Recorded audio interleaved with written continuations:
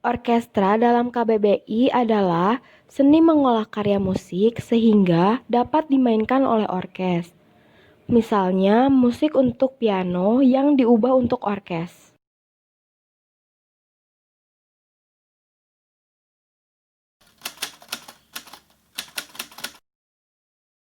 Orkestrasi puisi adalah bunyi musik dalam puisi. Pada dasarnya, aspek orkestrasi merupakan salah satu unsur yang dapat dimanfaatkan untuk memperdalam arti, memperjelas tanggapan, memperdalam perasaan, dan merangsang tumbuhnya respons psikologis yang menimbulkan rasa dan suasana tertentu.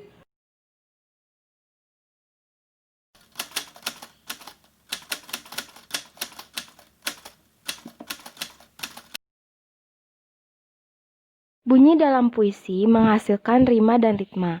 Rima adalah pengulangan bunyi dalam puisi, sedangkan ritma sangat berhubungan dengan bunyi dan juga berhubungan dengan pengulangan bunyi, kata, frasa, dan kalimat.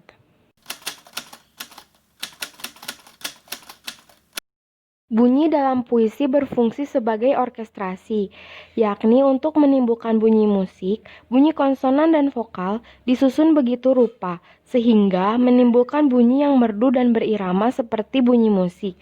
Dari bunyi musik murni ini, dapatlah mengalir perasaan, imaji-imaji dalam pikiran, atau pengalaman jiwa pendengarnya.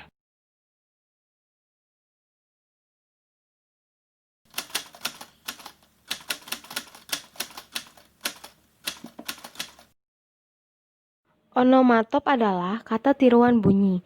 Contoh onomatop diantaranya desis untuk ular, ringkik untuk kuda, lolong untuk anjing, dentam untuk meriam, desau untuk daun, gemercik untuk air, dan lain-lain.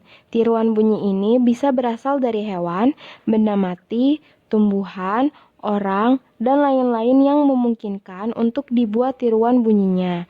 Fungsi onomatop ini adalah untuk mengkonkretkan suasana menjadi lebih lugas.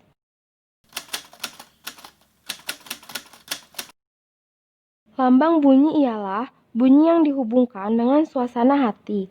Bunyi yang melambangkan sesuatu juga bisa disebut kelang simbolik. Menurut Pradopo, bunyi I yang dominan memberikan suasana girang, kasih, ataupun kesucian. Demikian juga dengan bunyi A dan U yang dominan memberi kesan suasana berat dan sedih. Kiasan bunyi adalah suasana tertentu yang dikiaskan dengan bunyi-bunyi tertentu atau bunyi-bunyi yang mirip dengan bunyi tiruan. Jika dalam onomatop dan lambang bunyi, antara bunyi dan acuannya memiliki hubungan yang mengacu secara langsung. Pada kiasan bunyi, bunyi yang memiliki acuan langsung tersebut dikiaskan dengan bunyi lain yang mirip dengan bunyi tersebut untuk menggambarkan acuan yang sama.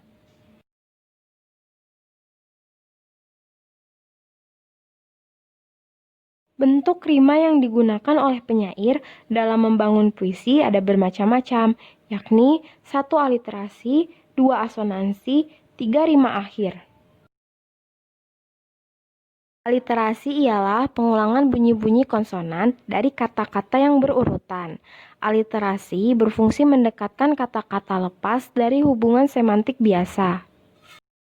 Asonansi ialah pengulangan bunyi vokal dalam kata.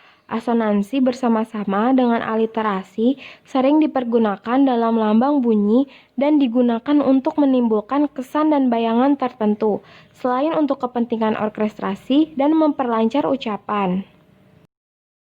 Rima akhir ialah persamaan bunyi yang terdapat pada setiap akhir baris. Rima akhir ini dalam pengertian lama disebut sebagai sajak. Rima akhir akan memiliki nilai puitis jika di dalamnya memiliki daya yang kuat untuk menimbulkan pengertian atau suasana tertentu dan hakikat puisi.